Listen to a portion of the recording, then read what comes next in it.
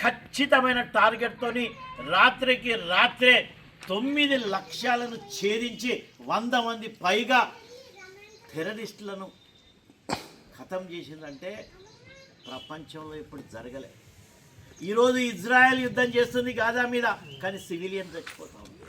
ఈరోజు రష్యా యుద్ధం చేస్తున్నది ఉక్రెయిన్స్ మీద, కానీ సివిలియన్ చచ్చిపోతాం. ఇది గొప్పతనం. యుద్ధం గొప్పతనం కాదు, ఇక్కడ సివిలియన్స్ను అంటే సాధారణ ప్రజలకు హాని చేయకుండా ఓన్లీ మనం అనుకున్నటువంటి టెర్రరిస్టులను మాత్రమే ఎంపిక చేసుకొని చంపటం అనేది అది గొప్పతనం. ఇది ఒకటి నెంబర్ 1. రెండోది, మనము పాకిస్తాన్కు హెచ్చరించినాం. మేము పాకిస్తాను దేశానికి కానీ పాకిస్తాన్ ప్రజలకు కానీ పాకిస్తాన్ ప్రభుత్వానికి వ్యతిరేకంగా తీసుకున్న చర్య కాదు ఇది. ఆపరేషన్ సింధూర్ అంటే మా భారత మహిళల సింధూరాన్ని తుడిచిపెట్టినటువంటి ఆ దుర్మార్గులను ఖతం చేయాలనే ఉద్దేశంతో మేము తీసుకున్నటువంటి చర్య ఇది. మా ఆత్మ గౌరవాన్ని నిలబెట్టుకోవడానికి తీసుకున్నటువంటి చర్య అని మనం చెప్పినాం. మీరు కనుక ఎలాంటి దుందుడుకు చర్యలకు పాల్గొన్నా లేక ఇంకా మిగిలినటువంటి టెర్రరిస్టులు ఎవరైతే ఉన్నారో వాళ్ళను మాకు అప్పచెప్పకపోతే మాత్రం బాగుండదని చెప్పినా కూడా వాళ్ళు ఏం చేశారో 7వ తారీఖు 8వ తారీఖు 2 రోజులు 9 ఉదయం కూడా మన భారతదేశ సైనిక స్థావరాల మీద దాడి చేశారు. ఎవరు? పాకిస్తాన్ సైన్యం. మనమేమో దాడి చేసింది పాకిస్తాన్లో నివసిస్తున్నటువంటి ఉగ్రవాదులను.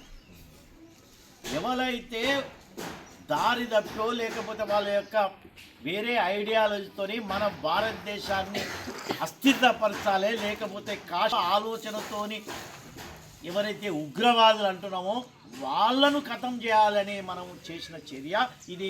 పాకిస్తాన్కు వ్యతిరేకం కాదని చెప్పినా కూడా, పాకిస్తాన్ సైన్యం మీకు ఇది సంబంధం లేదని చెప్పినా కూడా, పాకిస్తాన్ సైన్యం మన సైనిక స్థావరాల మీద అంతేకాకుండా మన సివిలియన్స్ మీద సాధారణ పౌరుల మీద దాడి చేసి దాదాపు అక్కడ ఒక 19-20 మందిని 25 మంది అనుకుంటారు వాళ్ళు మన పౌరులను కొట్టన పెట్టుకున్నారు. ఇక మన ఓపిక నశించింది.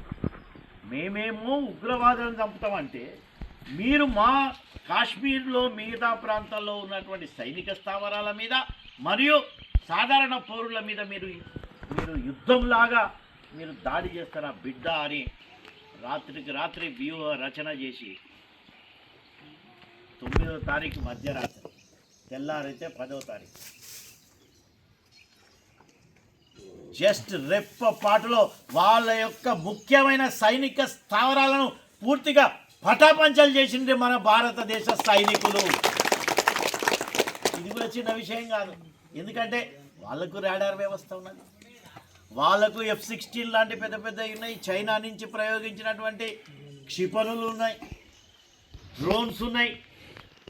వాళ్ళు 7, 8, 9 3 రోజులు 700 నుంచి 800 డ్రోన్స్ను మన దేశం మీద ప్రయోగించినా కూడా మన యొక్క క్షిపణి వ్యవస్థ రక్షణ వ్యవస్థ ఆకాశ్ అయితేంది లేకపోతే మన రష్యా నుంచి మనం దిగుమతి చేసుకున్న సుదర్శన్ 400 చక్రం అయితేంది పట్టా పంచలు ఆ డ్రోన్స్ ఒక్క డ్రోన్ కూడా పని చేయకుండా ఇది కూడా గట్టిగా చెప్పని కొట్టండి.